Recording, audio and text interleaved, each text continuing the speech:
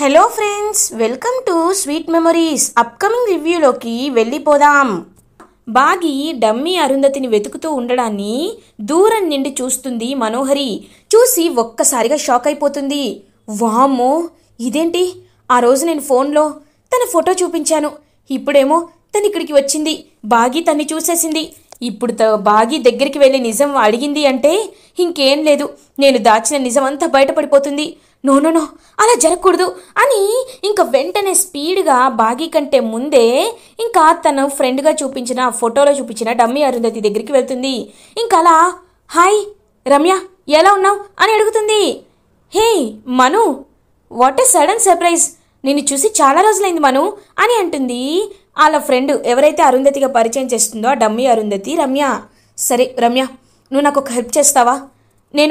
నేను ఒక ప్రమాదం నుండి తప్పించుకోవడానికి ఒక చిన్న అబద్ధం ఆడాను, కాబట్టి ఇప్పుడు మీరు తొందరగా ఇక్కడి నుండి వెళ్ళిపోవాలి ప్లీజ్ అని అంటుంది మనోహరి.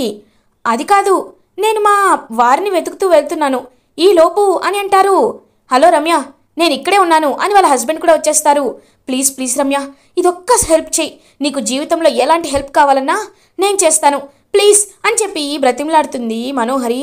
ఓకే మను, నువ్వు ఇంతలా అడుగుతున్నావంటే నేను ఎందుకు కాదంటాను, ఓకే ఇప్పుడే వెళ్ళిపోతాను అని చెప్పి ఇంకా అలా అక్కడి నుండి వాళ్ళ ఫ్యామిలీని తీసుకొని వెళ్ళిపోతుంది. కరెక్ట్గా ఇంకా పాపం వెతుక్కుంటూ వచ్చేలోపు అక్కడికి అరుంధతి వస్తుంది.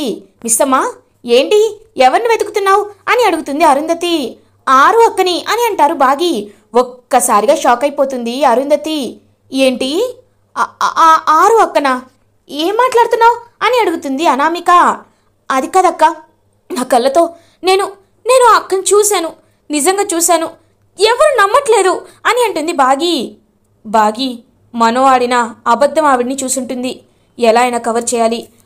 బాగి, ఇందాకే మనం ఆరు అక్క గురించి మాట్లాడుకున్నాం కదా, అందుకే నీకు తను కడమన్నట్టు ఏదో భ్రమ కలిగి ఉంటుంది, అంతేకాని తను ఇక్కడికి ఎందుకు వస్తుంది అని అంటారు. లేదక్కా, నేను చూశానక్క అది అని అంటుంది. చూడు బాగి, ఒకవేళ నువ్వు చూసినా తను నువ్వు పిలిస్తే పలకాలి కదా, పలకలేదంటే ఖచ్చితంగా అది నీ హాల్యూజినేషనే. ఇప్పుడు నువ్వు వెళ్ళి ఈ విషయాన్ని సార్తో పిల్లలతో చెప్పావంటే పిల్లలు డిస్టర్బ్ అవుతారు. అయినా నువ్వు చూసినావిడ ఎక్కడుంది అని అడుగుతుంది అరుంధతి. అదిగో అక్క, అక్కడ దూరంగా చూసారా అని అంటుంది. ఇంకా వెంటనే అరుంధతి చూసి, ఆవిడేనా? లేదు లేదు మిస్సమ్మా, ఆవిడ అరుంధతిలా లేరు, నేను ఆవిడ ఫోటోని చూశాను కదా, అరుంధతి ఫోటోని, అలా లేరు, నువ్వు ముందురా వెళ్ళిపోదాం అని చెప్పి పాపం అక్కడి నుండి తీసుకువెళ్ళిపోతుంది అరుంధతి. మనసులో, సారీ బాగి, నీకు నేను అబద్ధం చెప్తున్నాను, కానీ నేను ఈ పని పూర్తి చేసుకొని స్వర్గానికి వెళ్ళిపోయేంత వరకు నీకు నా గురించి నిజం తెలియకూడదనే నేను మనస్ఫూర్తిగా ఇలా తాపత్రయపడుతున్నాను. నీకు అబద్ధం చెప్పినందుకు సారీ బాగి అని పాపం మనసులో అనుకుంటూ అరుంధతి బాగిని అక్కడి నుండి తీసుకువెళ్ళిపోతుంది. ఇది ఇలా ఉండగా అంజు ఒంటరిగా నడుచుకుంటూ వెళ్తుంటే వెనకాల నుండి రణ్వీర్ ఇంకా మత్తుమందు వేసిన కర్చీఫ్తో అలా అంజుకి పెట్టేస్తాడు. అంజు పాపం కళ్ళు తిరిగి పడిపోతుంది. ఇంకా అంజుని రౌడీలకి అప్పచెప్తాడనమాట కరెక్ట్గా రణ్వీర్. ఇలా వాళ్ళ పిల్లలు అమ్ము వాళ్ళు చూసేలోపు ఒక ఆటో వచ్చి అలా ఇంకా తీసుకువెళ్ళిపోతూ ఉంటుంది అంజుని. రణ్వీర్ హమ్మయ్య అని అనుకుంటూ మనోహరికి ప్లాన్ ఓకే అని చెప్పి సక్సెస్ అని చెప్పి మెసేజ్ పెట్టేస్తాడు.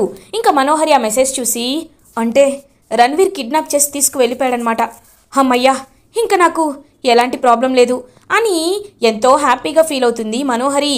కరెక్ట్గా అప్పుడే అమ్ము వాళ్ళు, ఇదేంటి ఈ పొట్టిది కనిపించట్లేదు, అంజు అంజు అని పిలుస్తూ ఉంటారు. ఎక్కడా అంజు కనబడదు, ఇదేంటి అంజు కనిపించట్లేదు, అంజు అని చెప్పి పాపం మొత్తం వెతుకుతూ ఉంటారు. ఇంకా చిత్ర, అంజు ఎక్కడా అని అంటుంది. వినోద్ అయితే అంజు గురించి వెతుకుతూ ఉంటాడు. ఇదేంటి నాకు కనిపించట్లేదు, అంజు ఎక్కడా అని చెప్పి మొత్తం వెతుకుతూ ఉంటే ఇంకా అమర్ వాళ్ళు, వాట్, అంజు కనిపించట్లేదా? అయినా వినోద్, నువ్వు అంతా కరెక్ట్గా చూసుకుంటానన్నావు కదరా అని అంటారు అమర్.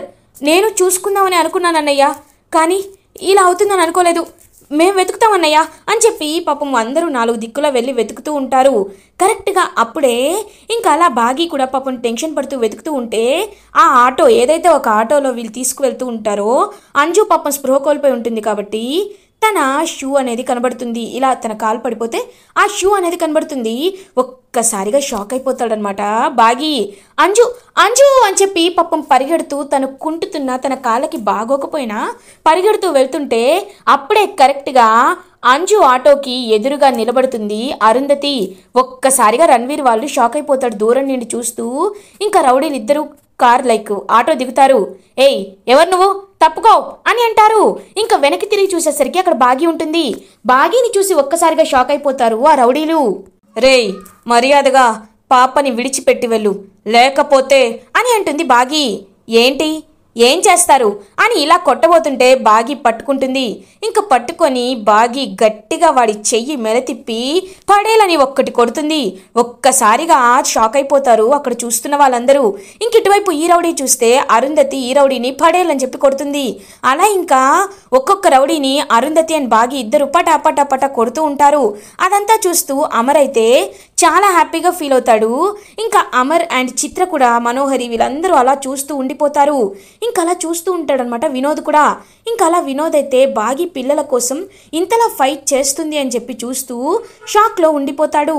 చిత్ర ఇదంతా చూస్తూ వామ్మో ఏంటి వీళ్ళిద్దరు చూస్తే ఎప్పుడు సైలెంట్గా ఉంటారు, కానీ వీళ్ళేమో ఇంత వైలెంట్గా ఉన్నారు, రౌడీలను ఇలా చిత్తకొడుతున్నారేంటి, ఒకవేళ రేపు నా గురించి నిజం తెలిసిపోతే నన్ను కూడా ఇలాగే కొడతారా ఏంటి అని భయపడిపోతూ ఉంటుంది చిత్ర.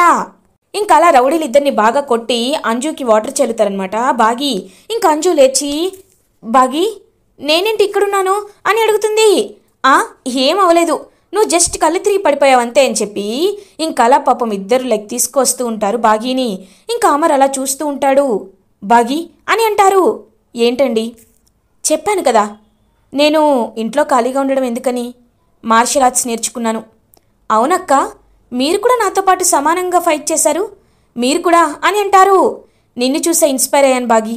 ఒకప్పుడు నువ్వు ఆ వ్యక్తులు ఆ రౌడీలు ఇంటికి వచ్చినప్పుడు వాళ్ళని ఎలా కొట్టావో నాకు ఆంటీ అంకుల్ చెప్పారు.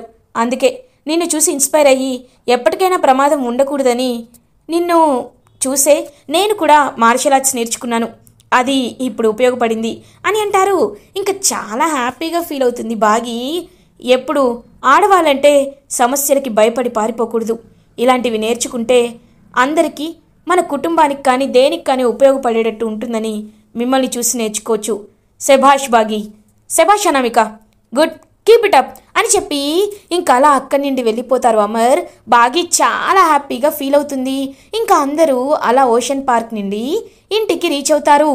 చిత్ర కూడా ఏదో ఒకటి చెయ్యాలి అని చెప్పి అయ్యో నేను కూడా వచ్చి ఫైట్ చేయాలనుకున్నాను, కానీ మళ్ళీ ఈ పిల్లలకి ఏమవుతుందోనని ఆగిపోయాను అని ఇంక పడిపోబోతూ ఉంటే వినోద్ తన్ని పట్టుకుంటాడు. ఇంకా అలా వినోద్ అని చిత్ర ఇద్దరు ఒకరి కళ్ళలోకి ఒకరు చూసుకుంటూ ఉంటారు. ఇంకా అమర్ అయితే అలా చూస్తూ ఉంటాడనమాట వాళ్ళిద్దరి వైపు. వినోద్ గారు నేను ఇంక బయలుదేరుతానండి అని అంటుంది చిత్ర. మీతో ఉంటే అసలు టైమే తెలియట్లేదు, నిజంగా మీతో గడిపిన ప్రతి క్షణం చాలా హ్యాపీగా ఉంది అని అంటారు వినోద్.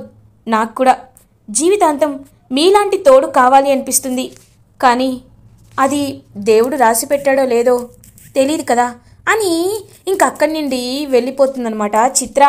ఇంక ఇదంతా మనోహరి చూస్తూ నాకంటే లేటుగా ఎంటర్ అయ్యి ఇది దూసుకుపోతుంది, నేను మాత్రం ఎక్కడ వేసిన గొంగలి అక్కల్లాగే ఉంది, ఇటువైపు అంజుని కనీసం తీసుకువెళ్ళిపోయారు, ఇప్పుడు ఏం చేయాలి చా అని మనోహరి అటు ఇటు తిరుగుతూ ఇరిటేటింగ్గా ఫీల్ అవుతుంది. ఇటువైపు అరుంధతి అండ్ బాగి ఇద్దరు మనోహరి దగ్గరికి వస్తారు. ఏంటి మను అటు ఇటు తిరుగుతూ కంగారు పడుతున్నారు అని అడుగుతుంది బాగి. ఏయ్ నేను ఎలా ఉంటే నీకెందుకు అని అంటుంది మనోహరి. అయ్యో తెలియాలి కదా, ఒకే ఇంట్లో ఉంటున్నప్పుడు అన్ని విషయాలు తెలుసుకోవాలి కదా, అందుకే మీ గురించి తెలుసుకోవాలనుకుంటున్నాను. చెప్పండి ఏంటి సంగతులు, పెళ్లి సంబంధాలు వస్తున్నాయంట, ఆయనతో చెప్పి పని స్పీడ్ చేయమంటారా అని అంటుంది బాగి. ఏయ్ చంపేస్తాను అని అంటుంది మనోహరి. చంపేస్తారో నిజం తెలిసాక చచ్చిపోతారో మీరే తెలుసుకోవాలి అని అంటుంది అరుంధతి. ఏంటి ఇద్దరు కలిసి నాతో నాటకాలు ఆడుతున్నారా అని అంటుంది మనోహరి. లేదు మనోహరి గారు, ఇంకా మీ టైం అయిపోయింది అని చెప్తున్నాం, మీ టైం అయిపోయింది, మీరు సంతోషంగా ఇంటి నుండి బయటికి వెళ్ళిపోయే పని మేము కల్పిస్తామని చెప్తున్నాం అంతే అని అంటారు బాగి. మీకు కూడా అలసుగా అయిపోయాను కదా, వస్తా, చెప్తా, మీ పని చెప్తానని చెప్పి ఇంకక్కడి నుండి వెళ్ళిపోతుంది మనోహరి. అలా ఎప్పుడూ అండమే తప్ప మీరేమీ చేయలేరని బయట అనుకుంటున్నారు మనోహరి గారు అని అంటుంది బాగి. ఇంకేమీ చేయలేక అక్కడి నుండి వెళ్ళిపోతుంది మనోహరి. ఇంకా ఇద్దరు హైఫై ఇచ్చుకుంటారు, బాగి అండ్ అరుంధతి. ఎస్ ఎస్, దానికి ఆ మనోహరికి తిక్క కుదిరింది అని చెప్పి హ్యాపీగా ఉంటారు. మిస్ అమ్మ, ఇవాళ నువ్వు హ్యాపీగా ఉన్నావు కదా అని అంటారు. చాలా హ్యాపీ అక్క, కాలు బాగైపోతే లేదు కానీ ఆయనతో ఎంతో హ్యాపీగా టైం స్పెండ్ చేశాను, నిజంగా చాలా సంతోషంగా ఉందక్క అని అంటుంది బాగి. ఇదే సంతోషాన్ని మీరు ఎప్పుడు ఎప్పుడు కొనసాగించాలి, ఓకే అని అంటారు అరుంధతి. ఓకే అక్క అని చెప్పి హ్యాపీగా చూస్తూ ఉంటుంది అరుంధతి వైపు బాగి. ఇది ఇలా ఉండగా మార్నింగ్ అవుతుంది. అమర్ జాగింగ్కి వెళ్ళి ఇంటికి రీచ్ అవుతాడు. ఇంకా ఫ్యామిలీ మెంబర్స్ అందరూ హ్యాపీగా మాట్లాడుకుంటూ ఉంటారు. అప్పుడే పంతులు గారు ఇంటికి రీచ్ అవుతారు. నమస్కారం బాబు అని అమర్కి నమస్కారం పెడుతూ ఉంటారు. నమస్తే పంతులు గారు, అమ్మ నాన్న హాల్లో ఉన్నారు.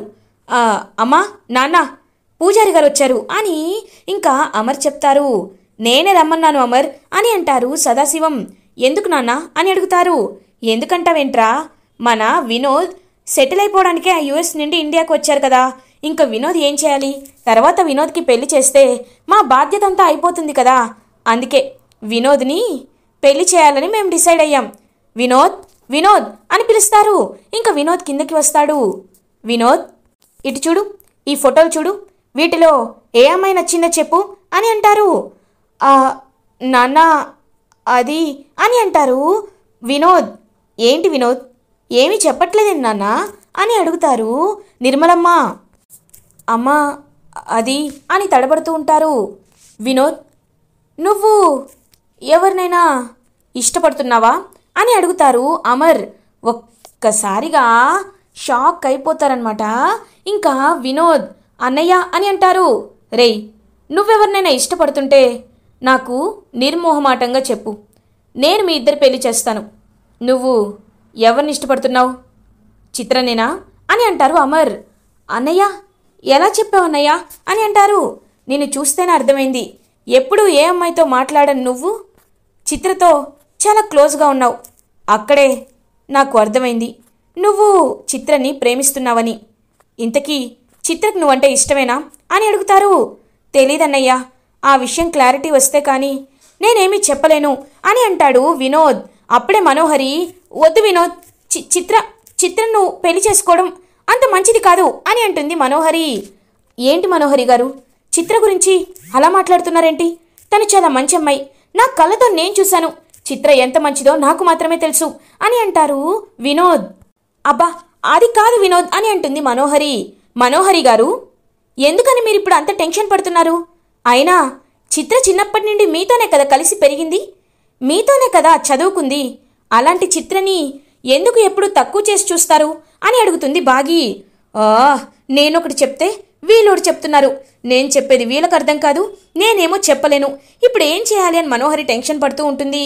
అదంతా కాదు, రే వినోద్, నువ్వు ఆ అమ్మాయిని ప్రేమిస్తున్నావు కదా, ఆ అమ్మాయికి వెళ్ళి ధైర్యంగా ప్రపోజ్ చేయి, లేకపోతే ఇంటికి పిలు, మేమే మాట్లాడతాం, అప్పుడు మీ ఇద్దరి పెళ్ళి అంగరంగ వైభవంగా మేం జరిపిస్తాం, సరేనా అని అంటారు హ్యాపీగా సదాశివ.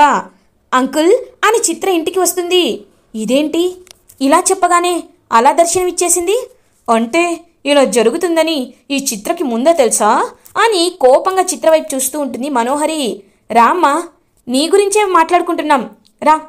అమ్మా చిత్ర, నీకు ఒక మంచి పెళ్లి సంబంధం చూసామమ్మా, అబ్బాయి చాలా మంచివాడు, చాలా గుణవంతుడు, మంచి మనసు కలవాడు, వారికి చాలా మంచి గొప్ప మనసుంది కాబట్టి నిన్ను పెళ్లి చేసుకుంటే నువ్వు సంతోషంగా ఉంటావు, అతను సంతోషంగా ఉంటాడు. ఏమ్మా, పెళ్లి కొడుకు ఫోటో చూస్తావా అని అడుగుతారు సదాశివం. అంకుల్ ఒక్క నిమిషం, నేను మీతో ఒక విషయం చెప్పాలి అని టెన్షన్ పడుతుంటుంది చిత్ర. ఏంటమ్మా, నువ్వెవరినైనా ప్రేమిస్తున్నావా అని అడుగుతారు నిర్మలమ్మ. అవునాంటీ, ఎవరినో చెప్తే మీరు ఏమంటారో, మీరు ఏమనుకుంటారోనని భయంగా ఉంది. నేను వినోద్ గారిని ప్రాణంగా ప్రేమిస్తున్నాను, ఆయన్నే పెళ్లి చేసుకోవాలని ఆశపడుతున్నాను అని అంటుంది చిత్ర. ఏ అని చెప్పి ఇంక అందరూ వచ్చి అరుస్తూ ఉంటారు. ఇంక పిల్లలందరూ హ్యాపీగా వాళ్ళ చుట్టూ తిరుగుతూ ఉంటే చాలా హ్యాపీగా ఫీల్ అవుతాడనమాట వినోద్. ఇంకా బాగి, చిత్ర గారు మీ గురించి కూడా వినోద్ అలాగే చెప్పారు, ఇప్పుడు వినోద్ గురించి మీరు ఇదే చెప్తున్నారు, అయితే మీ ఇద్దరికి పెళ్లి చేయాలన్నమాట అని అంటుంది బాగి. ఏంటి బాగి మీరు చెప్పేది అని అంటారు. అవును, నేను చెప్పేది నిజమే అని వెనక్కి తిరిగి చూసేసరికి అక్కడ రింగ్తో అలా వినోద్ ముందుకి వస్తూ ఉంటాడు.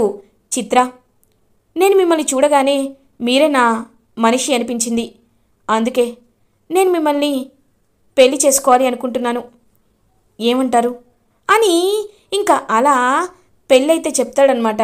ఇంకా మోకాల మీద కూర్చొని రింగిచ్చి ప్రపోజ్ చేస్తూ ఉంటాడనమాట తనైతే. ఇంకా వినోద్ ప్రపోజ్ చేసేసరికి అమ్మయ్యా, ఇప్పుడు ఈ సమయం గురించే కదా నేను ఎప్పటి నుండో ఎదురు చూస్తున్నది, ఎస్ అని చెప్పి మనసులో అనుకుంటూ ఇంకా హ్యాపీగా ఫీల్ అవుతుందనమాట. అలా చిత్ర ఇంకా మనోహరి ఇదంతా చూస్తూ షాక్ అయిపోతుంది. అయితే త్వరలోనే మీ ఇద్దరికి ఎంగేజ్మెంట్ జరిపిస్తామని ఇంకా హ్యాపీగా అక్కడి నుండి వెళ్ళిపోతారనమాట నిర్మలమ్మ, సదాశివ. అయితే మీరు వదిన ఆశీర్వాదం తీసుకోవాలి రండి అని చెప్పి ఇంకా అలా చిత్రనైతే తీసుకువెళ్తూ ఉంటాడనమాట వినోద్. ఇంకా అలా అరుంధతి ఫోటో ఉన్న రూమ్లోకి తీసుకువెళ్తూ ఉంటారు. కరెక్ట్గా ఇంక అందరూ వెళ్ళేసరికి పాపం అనామిక అలియాస్ అరుంధతి బాగి రాకుండా భయపడుతూ ఉంటుంది.